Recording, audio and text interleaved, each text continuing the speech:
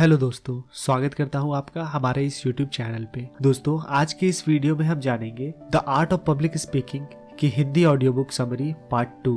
The art of public speaking में आज हम जानेंगे कि किस तरह से आप पब्लिक स्पीकिंग की कला में माहिर बन सकते हैं। अगर आप एक बेटर पब्लिक स्पीकर बनना चाहते हैं या लोगों को प्रभावित करने के तरीके सीखना चाहते हैं या फिर एक अच्छे लीडर बनना चाहते हैं तो ये किताब सिर्फ आपके लिए है। इसकी बाइंग लिंक डिस्क्रिप्शन में दी गई है। दोस्तों, ये इसकी पार्ट 2 है। अगर आपने इसका पहला पार्ट नहीं सुना है तो आप प्लीज उससे पहले देख लीजिए, सुन लीजिए। पार्ट 1 का लिंक डिस्क्रिप्शन में है और ऊपर आई बटन पे भी आ रहा होगा। फर्स्ट टॉपिक, अपनी आवाज को अच्छा बनाने के लिए अपने गले और फेफड़े का ख्याल रखिए।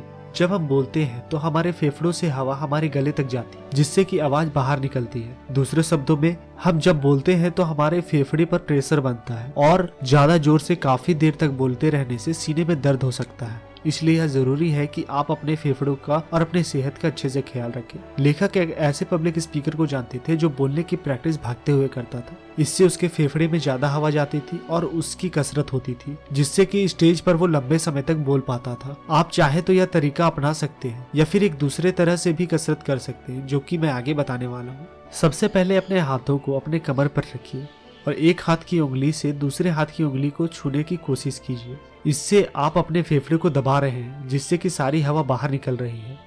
इसके बाद अपने कंधे को ऊपर उठाए बिना आप सांस अंदर खींचिए। इसे बार बार दोहराइए। फेफड़े के अलावा आपका गला भी अच्छे से बोल पाने के लिए बहुत जरूरी हो। इसकी कसरत करने के लिए अपनी गर्दन को फिक्स करके अपने सीने को लेफ्ट राइट घुमाइए। ऐसा करते वक्त अपने सिर को आगे की तरफ झुकाइए। इससे आपके गले को राहत मिलेगी। गले को खोलने के लिए आप अपने मुंह को खोलिए और उसे पूरी तरह से खुला रखकर बोलने की कोशिश कीजिए। इससे आपकी आवाज की क्लैरिटी बहुत अच्छी होगी।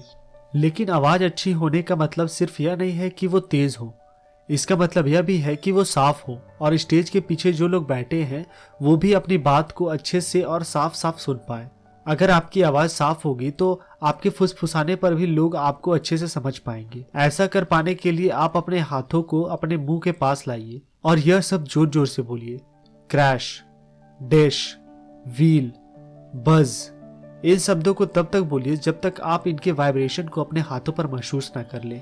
नेक्स्ट टॉपिक, अपने सुनने वालों को एक भीड़ में इकट्ठा कीजिए ताकि आप अपनी बात को लोगों तक अच्छे से पहुंचा सके। क्या आपने कभी यह देखा है कि किसी सेमिनार में एक व्यक्ति ताली बजाता है और फिर सारे ही लोग अचानक से तालियां बजाने लगते? क्या आपके साथ भी यह हुआ है कि आपके ग्रुप के सारे लोग अचानक से ऊपर देखने लगते हैं और आप भी उसी वक्त ऊपर देखने लगते हैं? इंसानों की यह खूबी को कंटेजियन कहते हैं, जिसका हिंदी मतलब होता है कि एक व्यक्ति के विचार या रोग का दूसरे व्यक्ति तक पहुंचना। इसका आसान सा मतलब होता है कि एक चीज का फैलाव। इसका मतलब यह है कि अगर आप अपने सुनने वाले को एक भीड़ में इकट्ठा कर लेंगे तो आप अपने विचारों को उन तक आसानी से पहुंचा सकते हैं। भीड़ में विचार का इन्फेक्शन बहुत तेज से फैलता है। अगर एक भीड़ भाड़ वाली जगह पर एक व्यक्ति अचानक से चिल्लाने लगे, आग आग भागो भागो, तो सारे लोग पागलों की तरह भागने लगेंगे। इसलिए अगर आप चाहते हैं कि सब लोग आपके विचारों को सुने तो उन्हें अलग अलग मत बैठने दीजिए।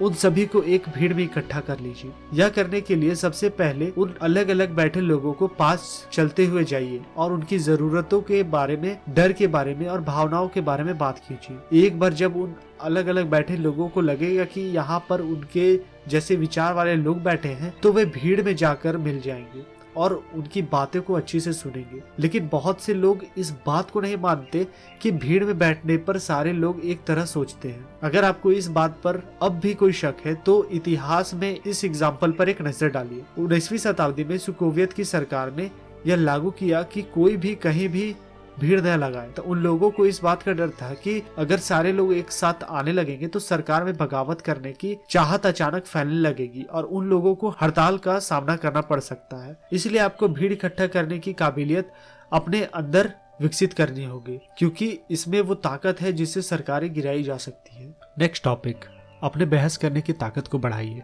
बहुत बार हम कुछ ऐसी बातें बोल देते हैं जिससे साबित कर पाने में हमें परेशानी होती है। कभी कभी हम अपनी राय देने लगते हैं और बहुत से लोग उस राय को नहीं मानते। इसलिए यह बहुत जरूरी है कि आप जो भी बोलें उसे साबित करने की ताकत भी रखें, वरना आपकी कही गई बातें को आपके खिलाफ इस्तेमाल किया जा सकता है। साथ ही अगर आप अपनी बात को साबित नहीं कर पाएंगे तो लोग आप पर भरोसा नहीं करेंगे। इसके अलावा अगर आपकी कभी भी किसी से बहस हो जाए तो आपको उसकी बात का जवाब देना भी आना चाहिए। अपनी बात को साबित करना और दूसरों से बहस करना ये दोनों ही जरूरी है। इसलिए आपको यह भी सीखना होगा कि किस तरह से आप अपनी बात को सही साबित कर सकते हैं और यह भी सीखना होगा कि किस तरह से आप अपने विरोधियों की बातों को गलत साबित कर सकते हैं। इसके लिए आपको 4 बातों पर ध्यान देना होगा। जिस बात पर बहस हो रही है उसे अच्छे से समझने के लिए आप खुद से पूछिए कि क्या उसे साफ शब्दों में कहा गया है। दूसरे सवाल खुद से पूछिए कि जो कुछ भी कहा गया है क्या उसे पूरी तरह से कहा गया है या पूरी जानकारी दी गई है, कहीं उस जानकारी में कुछ कमी तो नहीं। इसके बाद आप उस बात को साबित करने के सबूत पर ध्यान दीजिए। खुद से यह सवाल पूछिए कि उस बात को किस एक्सपर्ट ने कहा है। क्या वो व्यक्ति वाकई में एक एक्सपर्ट है? क्या वो सही में सोच समझ सकता है? दूसरा सवाल यह पूछिए कि क्या सारे फैक्ट्स पर ध्यान दिया जा रहा है। क्या वो सारे फैक्ट्स एक ही बात कह रहे हैं या अलग अलग? क्या वो सच में फैक्ट्स है या फिर किसी की राय है? इसके बाद बारी आती है यह समझने की कि उस बात के और कौन कौन से मतलब हो सकते हैं जिस फैक्ट्स के आधार पर उस बात को कहा जा रहा है। कहीं उसका कुछ दूसरा मतलब तो नहीं निकल सकता। दूसरा सवाल यह है कि आप जो बात कह रहे हैं उसे गलत साबित करने के लिए कौन कौन सी बातें कही जा सकती हैं। इसके बाद अंत में आता है कही गई बात के नतीजे क्या हो सकते हैं।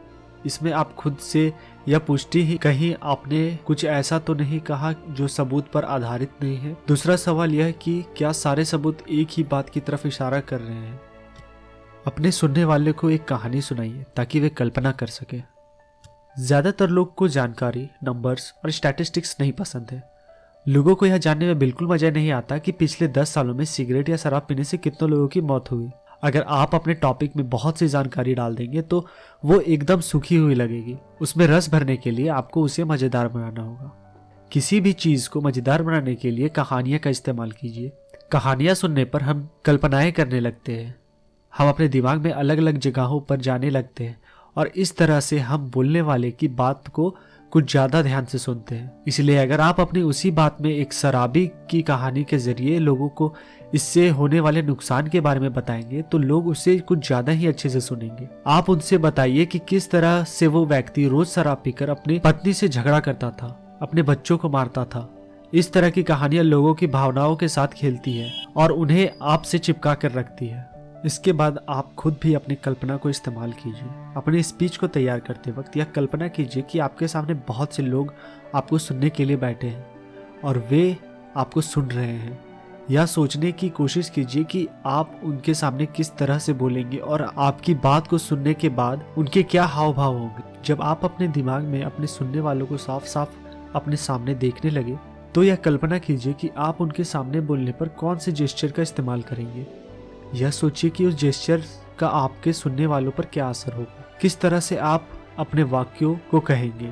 पब्लिक स्पीकिंग का काम भी एक कवि या लेखक के काम की तरह होता है। अगर आप अपनी बात के जरिए लोगों के दिमाग में चित्र बना सकते हैं तो आप भी एक अच्छे पब्लिक स्पीकर बन सकते हैं। दोस्तों, यहाँ पर हमारी ये book the art of public speaking की हिंदी ऑडियो बुक समरी समाप्त होती है। अब हम जान लेते हैं इस बुक का कंक्लूजन कि ये बुक हमें क्या कहना चाह रही है। दोस्तों, इस बुक से हमने जाना कि किस तरह से आप पब्लिक स्पीकिंग की कला में माहिर बन सकते हैं, किस तरह से आप अपने स्टेज फियर को दूर कर सकते हैं और किन तरीकों का इस्तेमाल करके आप बहुत सारे लोगों को अपने विचारों से प्रभावित कर सकते हैं। दोस्तों, मुझे उम्मीद है कि आपने इस बुक से जितने भी चीज़ें सीखी है वो अपने लाइफ में इम्प्लीमेंट करोगे और अपने लाइफ को बेटर बनाने की कोशिश करोगे। तो दोस्तों, ये हमारा पार्ट 2 यहाँ एंड करता है। अब हम जानते हैं ये पूरी बुक हमें कहना क्या चाहती है। दोस्तों, the art of public speaking ये बुक डेल कार्नेजी ने लिखी है।